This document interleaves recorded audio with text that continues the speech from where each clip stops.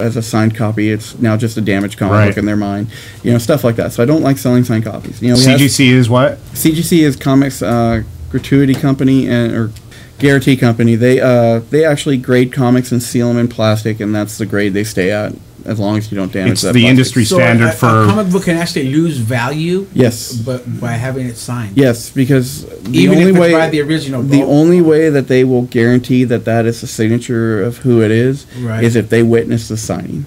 Okay. So really? Oh yeah. So if I take a picture of the guy nope, signing it, doesn't matter. Doesn't matter. They don't count. But they can legitimize. Right. They can legitimize it as being signed by him. But you have to go someplace where they're at. Wow. Or pay for a witness, one of their witnesses to come and actually sit there and take comic books in at that time and watch them sign. So yeah, it's a whole different. What is your prized possession? Mine? Actually, the first appearance of Crypto. It's actually at home, and that's my. I love Crypto, and it's one of my favorite books. So I go as long as I live. So. To somebody who's not familiar with Crypto is Superman's pet dog from back in the '60s. So wow. First appearance. Oh wow. So. What's the date on that? God, I don't even know. It's been so long since I looked it up. I think it's like 50 something. Wow. I have to go back and look, but yeah, it's old. Do you know the number of the issue? No, not off the top of my head. I just have it framed, put it on my wall. So. Very cool. Very cool. So, spoilers.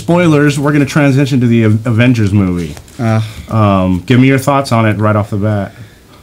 I loved that movie. It was everything I wanted to know about Avengers. It's all right there. It's awesome. Every character got their screen time. Every star got their shining moment. Absolutely. And I don't think I've seen a better movie in a long time. Well, I don't even think, and this is blasphemy, but Dark Knight Returns. Yeah.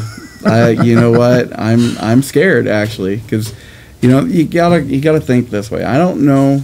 I loved Nolan's Batman. Absolutely. But my fear is that the second movie was popular because of the death of Heath Ledger. That brought a lot of people into it.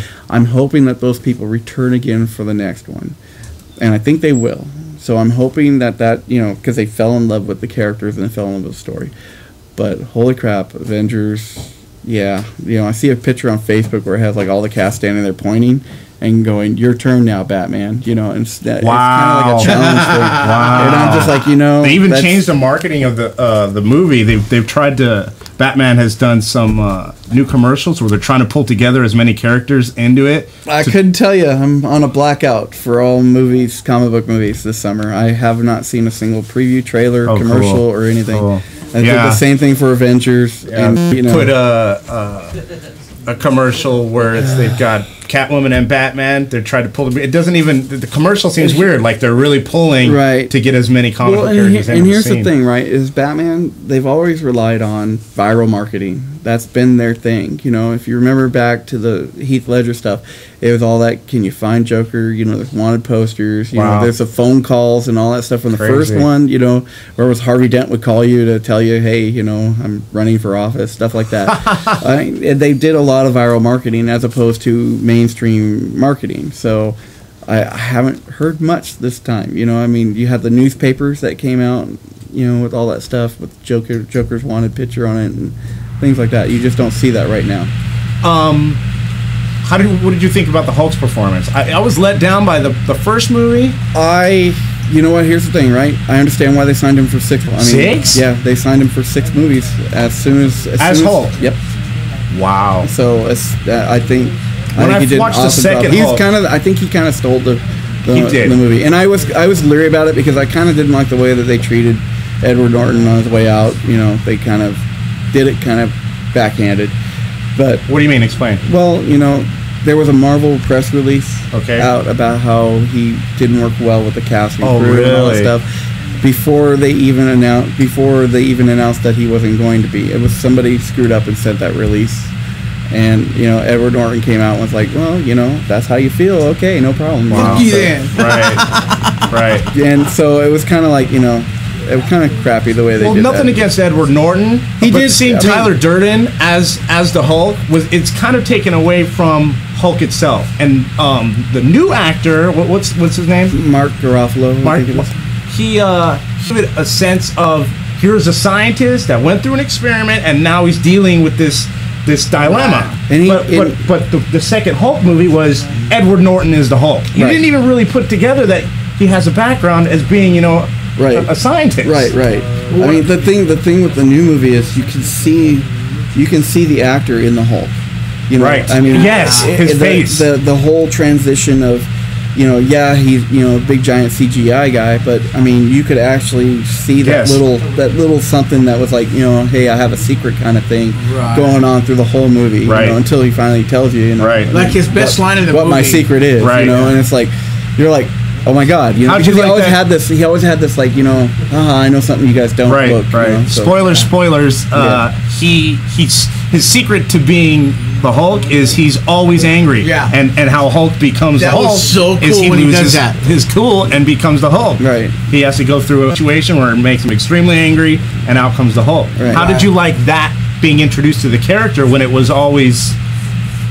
You didn't know when it was going to happen. Before you had to get him fucked up. I thought it was great because I mean he has control over the creature now. You know, to some extent. You know, he has control whether he comes out or not, for the most part, unless something happens and he's like you know, he gets hurt or something like that, and he can keep control. But I think that was the awesome part, is that he was kind of like, you know, I just let go. You know, so right. Well, the thing I liked about the movie is I've never been into comic books or anything like that. I'm sorry, but when I watch this movie, it makes me want to go back and watch the Thor and the movie. You didn't watch Thor? No. Oh my God! Somebody throw a shoe at him. It's like that world's never. It's just never been a part of me, you know what I mean? It wasn't until I met Wes that he was like, dude, you have to check, you know, let's go here, and he brings me in here, you know, we're checking it, and I'm like, wow, you know what?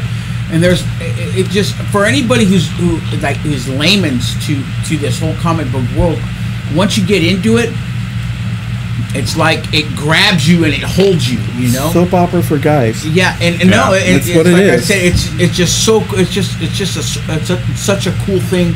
To get involved in, you know what I mean? Well, you think about it, you know, it's, you know, women had soap operas, you know, they didn't miss their, you know, I'm not missing my shows, you know. I mean, my mom was an avid fan of All My Children. Noon every day, you know, on the TV, that's what was on. You didn't have a choice, you know. General Hospital, 2 o'clock. Exactly, same concept, you know. It's like, you know, every month these books come out. It's you're delving into somebody's, you know, not just, and that's the thing, it's just storytelling. It's not just what it used to be was, you know, that bubblegum pop thing that I talked about. You know, now there's actual substance. Now it's full on stories. You know, you're getting into the emotional, these characters and stuff, and that's, you know, writers like Jeff Johns, you know, Bendis, all these people like that. They get you into the psyche of the characters. You know, it's more like reading a novel with pictures to it. You know? It's not just, you know, bam, you know, the big bam and biffs and all that stuff on the screen. You know, like the old Batman. Exactly. We're talking now. These are actual legitimate, you know, stories that you're just like, you can get into those characters, and people get emotionally invested in these characters. And that was a bad part of the 52, was that when they relaunched, a lot of these characters changed their backgrounds and changed these things, and people who had been in love with these characters forever, angry, you know. And it's like, you know, it's a story. You know, we're turning the page on the history of these characters, and we're starting a new one. So either, you know, you continue reading, or, you know, find something else to read. But, you know, if you love this character so much, you're going to love every aspect of that character, no matter what. So, and like, you know, there's certain character, Hood and the Outlaw, you know, Starfire, you know, that was like a beloved character from a cartoon show that everybody loved, and they changed her completely to being something that's, you know, sexy. You know, she's an alien. You know, she doesn't, you know, sex is something that she just does with people. It doesn't, you know, it's nothing but just a physical thing. It's not, no emotion to it. And that just, why can't we find more women like that? That just freaked everybody out. So that reminds me of what I've heard on the press release about the new Ninja Turtles movie. What's your feelings on Michael Bay taking a giant schnitzel on now it's not even Teenage Mutant Ninja Turtles. They're gonna have to change the whole title. Teenage Aliens Coming to Earth. I personally, you know, I've never been a huge Ninja Turtle fan. You know, it was, the comic books were okay for me. I'm not a huge black and white reader, so that was probably a big barrier for me. But you know, and the cartoon was out when I was older, so I wasn't really, you know, it wasn't a beloved thing for me. But I do, if you're going to take something like that and turn it into something completely opposite, I think you need to die by fire.